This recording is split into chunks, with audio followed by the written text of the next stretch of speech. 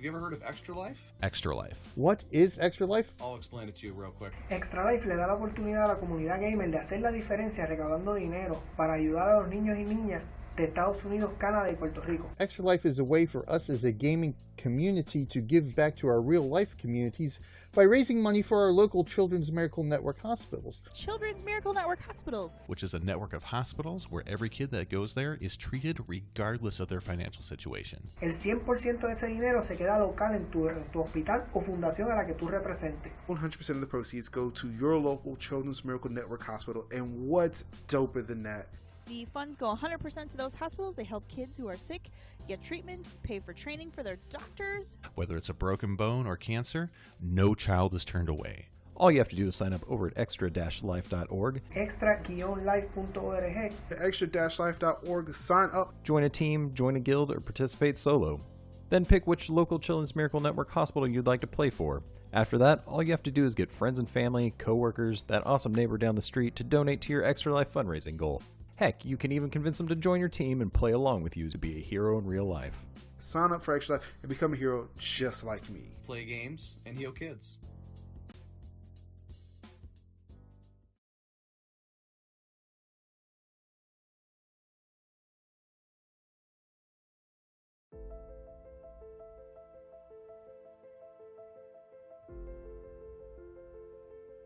Since 2015, Level Up Dice has been innovating the dice industry. We brought you raised obsidian and multicolored anodizations. We worked tirelessly to bring glyphic designs and layered stone dice to market. We engineered bringing cage dice and ionized stone to you.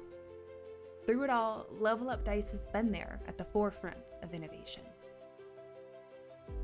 We're also nerds and geeks, gamers, friends, and family.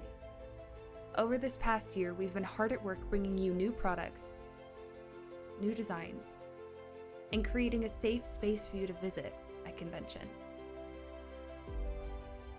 And we cannot wait to see you again.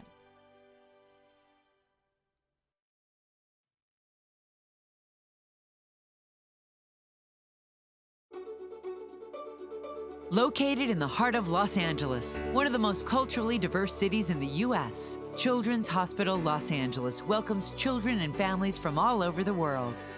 With over 350 pediatric specialty programs and services, Children's Hospital Los Angeles is consistently ranked among the top programs by U.S. News and World Report. Our physicians include nationally and internationally renowned experts in their fields, working alongside our care teams, all with a single mission: to do everything we can to create hope and build a healthier future for your child. Home to the Saban Research Institute at Children's Hospital Los Angeles, the finest minds in the world come together to drive discoveries and find leading-edge cures for children everywhere. Here, your child comes first.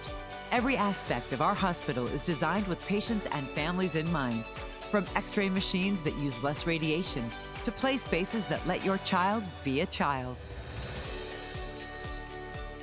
We understand your child's health condition might lead you to seek the best care outside your own country. That's why Children's Hospital Los Angeles' Center for Global Health is here to help. We are your home away from home. The Center for Global Health offers international families one point of contact to facilitate seamless, culturally sensitive care for hundreds of children from more than 75 countries. It's a place of hope, healing, and compassion. Children's Hospital Los Angeles, creating hope and building healthier futures around the world.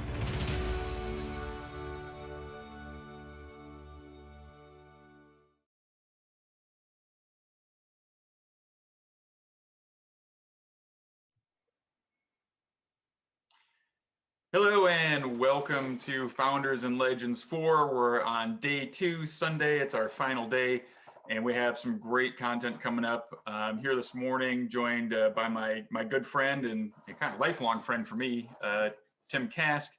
And after this, we're gonna talk to Dr. B and Dr. Connell about the healing effects of RPGs, and we have 2 great games. The first game is a special episode of the Gax Pack with Jason Charles Miller, B. Dave Walters, Viv, Adriosa, Eliza, excuse me.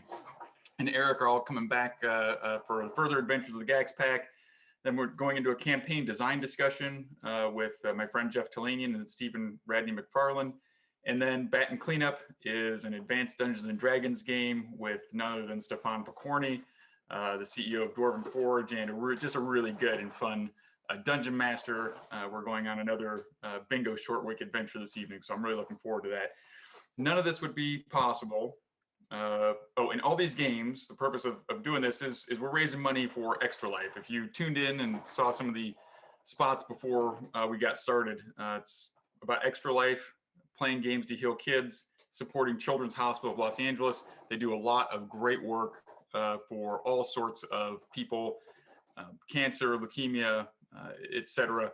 And it's just a really wonderful charity. So you can feel good about giving, and you have a chance to give and influence the games and have some fun as well. We're selling hero points for $25, Nemesis points to help your DM for $25, and Fate points, which allow rerolls for $100. So tune in, and the DMs will talk to you about the games and chat. There'll be an area to click those links and donate, have some fun, and really help out those kids. And again, thanks to our sponsors, our title sponsor, Level Up Dice. If you need a premium set of dice to level up your game, these are the people to go to. Their stuff is chef's kiss beautiful. And of course, our good friends at Idle Champions of the Forgotten Realms. They're helping us out yet again. Clearly, they have excellent judgment, as Melf is one of their champions in Idle Champions, so you can play my favorite character in that game as well. And of course, our other sponsors, Hero Forge, giving us a ton of really cool product that you can make, customize your own minis. GUI Cube with their amazing setting, Red Star Rising campaign, good stuff, really some really detailed and developmental stuff for your GMs. Northwood Adventures, Hyperborea 3E is going on now, their Kickstarter. Excuse me. My friends at Steamforged Games have the Temple of Snake God box set for Epic Encounters out, as well as some new Animal Adventure stuff, which my kids are excited to see. D&D Beyond has some great digital packs for us. And of course, GaryCon. If you haven't gotten your badge for GaryCon, go to play.garycon.com. So with all that out of the way, I'm joined by my good friend, Tim Kask. Tim, thanks for joining me this morning. My pleasure indeed. Well, it's afternoon where I'm at. Guess technically it's afternoon now too. Yeah, I realize that. There's your plug. All right, GaryCon. Yes, thank you. There's I got my Founders and Legends shirt on, but well, nobody sent me one of those, or I'd have worn that. You know what? I almost didn't have one. I had to rush order it from a special place because I totally forgot about them. So there you go. Yeah, well. but I can make them available. This is some really cool Jeff Butler art that he did for me. I really like it. I think it's cool. So Jeff Butler is a great artist. He's done some work for us at GaryCon too. But this is Founders and Legends, and I just thought it was appropriate to have one of the guys who was there at the founding, yourself, and just to say hey and kind of tell us a little bit about some of your story. So how in the world did you get involved with Dungeons and Dragons in what year? 74. I played chainmail, and I had a question, and I looked up your dad's phone number. Well, I called directory assistance, long distance directory assistance, something that today's phone people have no idea what that is. And I got his number, and I called him up late one Saturday night after the rates had gone down and said, hey, you don't know me, but, and that was the beginning right there. And he challenged me to come up and see this new game he developed at Gen Con in 1974. And I didn't know what I was doing. So sure, I drove up and had nowhere to stay. So I ended up staying till like 2 in the morning. And then I drove back to the Quad Cities because I had nowhere to stay. But I played twice, and I bought a set, and I took it to Carbondale. And we kind of became an official playtesting group, though they didn't know that at the time. But Gary and I bounced a lot of new ideas off each other, tried them out. Him and Greyhawk, me and Qualishar, and we collaborated in that regard. And I talked my way into a job. Yeah, so D&D was published, if I remember correctly, like January of 1974, and so it would have probably been August of 74 that you were exposed to it at Gen Con, which was still in Lake Geneva at that time. Oh yeah, in the sweaty Hort Hall. Yep. And I played twice. The first one lasted less than 20 minutes. And to this day, I don't know why we were in the air permeable cube of lucite and cut into little paperweights, but we were. But somebody came around about an hour later, said the game, and that one went way beyond, and oh, well, okay. And I couldn't afford both dice and Greyhawk. So I bought dice. And so we played with a crappy D6 for everything rules for several months until I remembered, oh yeah, I had to buy Greyhawk. Okay, yeah. So, because I mean, I have a set of the old dice. I actually have it right here. Sorry to step off camera there. Well, you can see your arm, so you're not. Was it these? Was it these bad boys? So the old. Yeah, oh yeah, that was it. That Yep. was it. Yeah, the ones that after about 30 usings all started losing their corners. Yeah, and you had to start spinning them into a box top. And then even when you spun them into a box top, after a while, they sat there and spun and spun and spun in the corner until they finally stopped. Yeah, those dice, the ones that they found at the educational supply company. Yeah, I think I have some of those that my dad gave me that are kind of like marbles at this point. Yes, like, you got to have something to stop them from rolling, or else you're not even sure what color they used to be. Yeah, because they're now just kind of an indistinct gray, white, yellow. Yeah, the orange one looks kind of pink a lot of times to me. It's gets some sort of weird color. So yeah, and your father knew all about the different colors of dice, and that's a story I'll say for you one day. Okay, all right. I won't besmirch his memory in public with that one. So, but if you want to get those stories from Tim directly, you can come to GaryCon and hang out, because Tim's at GaryCon. We're so fortunate to have like guys like Dave Wesley, Dave McGarry has been making it for a number of years. Tim, Mike Carr, all sorts of Tom. Oh, and you can also go on I have a YouTube channel. Just look me up under Kaskoid or Curmudgeon in the Cellar. I've done at least a couple hundred hours of videos, mostly about gaming. Though during the pandemic lockdown, I did some other things. I read children's stories and stuff like that. But yeah, that's all I talk about is games and gaming. Yeah, it's interesting stuff, and what a wonderful technology we have to be able to even do this, even on the kind of the tail end, hopefully, of the pandemic. We're able to do Founders and Legends, which started off as a studio shot production in one day, and then this last couple of years has been virtual simply because of the pandemic. But I'm looking to get back to a studio component, but being able to reach out and just talk to people directly is one of the things that I've enjoyed. One of the silver linings, I guess it would be, of the pandemic is forcing myself, and I think many others forced themselves through necessity to learn how to do it. It's not hard. It just seemed hard, right? Well, I'm running games exclusively online now.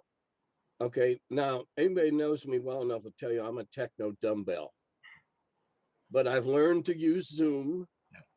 I can email. The producer behind the scenes is shaking his head. Yes, he's like, "Yep, that's true." No, I'm kidding. That's okay. I mean, I don't mind. I have to call Jim Wampler whenever something breaks on my computer, and he has to walk me through it. But I do the Wheel of Blame online. I have been during the pandemic. I did games online for each of the cons that I normally would have attended, and actually, you could have a great deal of fun role playing online. At least I found it to be a good time. Sure, it's not the same as sitting across at the table, but other than physical nearness, the insults, the smart remarks that doesn't curtail those at all, and people aren't necessarily dumber or smarter online. So by necessity, we've found another way to play games. I think that's really cool, and finding that and keeping that contact during the pandemic is so important. And I think that's what we're going to talk about next with a couple of guests that are coming up. Dr. Raphael Bokomazics, and Dr. Megan Connell. We're going to talk about the healing effects of RPGs. And I know anecdotally, I've seen that the positive impact of RPGs. And I'm sure you have too. I mean, if you have a quick story about. Oh, sure. Since I came back into the industry about 15 years ago, I've had a lot of people come up and thank me for the trouble they didn't get into when they were teenagers. One guy was a district court judge for the state of Illinois. Another one was a young man. I'd crashed a WotC party, and I had this young man come up to me, saw my name tag, and sincerely wanted to thank us for what it had meant to his life. Before he found D&D, he was a shy nerd, high IQ, no social skills, no girlfriends. And he got into D&D with some other people suffering from some of the same social deficiencies. And they found a camaraderie, a family, and they found that they all had talents. And they blossomed in that atmosphere. And he was not bragging when he told me, when I asked him, okay, so what, and he said, well, he was the vice president of his senior high school class. He was playing guitar and singing in front of a rock band. And he never, ever imagined that he could have so many girlfriends at once. That's quite a juxtaposition from going. That's really coming 180. Yeah. From being that guy in the corner to becoming a player. Yeah. From wallflower to being out and really being able to communicate. And I think that's a lot of it is getting to rehearse some skill sets, getting to explore possible, like how to shape your personality and stuff like that. But that's a great segue for us to jump into this segment with these guys and kind of maybe get some answers with the reasons behind why this is happening. But thank you, Mr. Kask, for being on here. Really. What'd you call me? Tim. All right. Tim, good. Remember, I've known you since you were about not very high. No, I was probably 3 years old when you saw me. So yeah, that's I remember. We've known each other a long time. So I'm Tim or Uncle. I used to be Uncle Tim. I say you're kind of like you're an honorary uncle. Yeah, it's Uncle Tim for sure. That's good. All right. Well, I'm done. So I'm going bye-bye. Thanks for having me. Yeah, great. See you later, Tim. Bye. All right. And we'll see you in just a second with the doctors.